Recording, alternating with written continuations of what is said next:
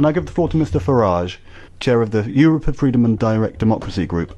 Mr. Zuckerberg, I'm the largest user of Facebook in all the EU institutions in terms of followers, in terms of engagement, so I'm your best client here in the room. I've no idea of the value of that, but I'm pleased to see you, as I hope you are me. The one slight problem I have, and I'm watching very carefully the testimony that you gave on Capitol Hill. Time and again, people asked you, is this genuinely a neutral political platform? And you come up with the same line again and again. It's well crafted. You say that Facebook is a platform for all ideas.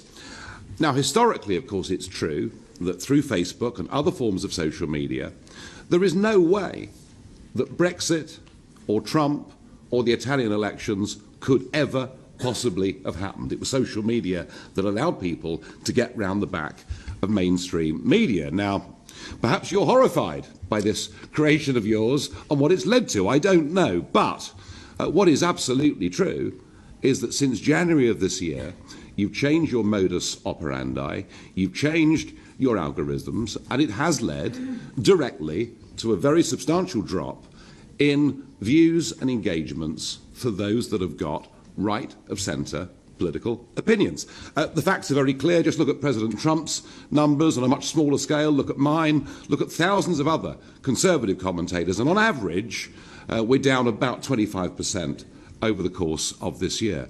And, that's happening on a platform for all ideas. I'm not talking here, Mr. Zuckerberg, about extremism.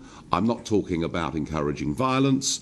I'm not talking about hatred of anybody. I'm talking about people who have majority mainstream opinions, and frankly, I feel they are being willfully discriminated against.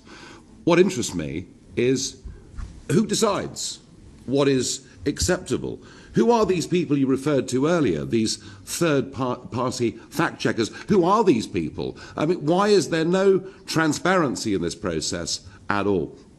I'm not generally somebody that calls for legislation on the international stage, but I'm beginning to wonder whether we need a social media Bill of Rights to basically protect free speech. And I'm asking you today very, very clearly that would you accept that today Facebook is not a platform for all ideas that is operated impartially?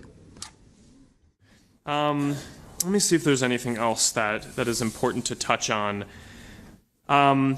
There were a couple of questions about political bias that I want to touch on, because I think that this is a very important topic. As a couple of you mentioned, we are committed to being a platform for all ideas. That means that we want to make it so that people can come to our service and share any idea across the political spectrum. It's very important to me that we're a service that allows for a wide variety of political discourse. We view that as a big part of our responsibility, and I can commit to you here today that we have never and will not make decisions about what content is allowed or how we do ranking on the basis of a political orientation. So that's an important philosophical point for me that I'm proud to be able to commit to.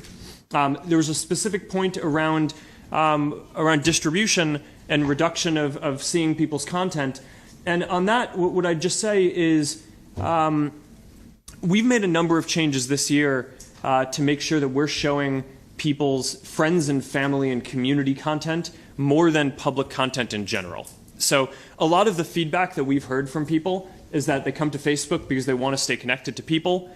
We've also done a lot of well-being research. This wasn't a topic that came up today, but we're very focused on making sure that people's use of technology is good for people's well-being and is not taking away from it in some way. And all the research that we have shows that when you're using the internet to stay connected to people that you care about, that's good for your well-being. It's correlated with measures like increased measures of health and happiness and feeling more connected and less alone over time. But when you're just using Facebook or the internet overall to read news or passively consume videos, that isn't correlated with those same benefits to well-being. So because of that and because of feedback that we've received, we've made a number of shifts to the services to promote connecting with people's friends and family and communities more than public content. So that has led to reductions in distribution for public content, video, news, across the board, and is not targeting any specific political ideology.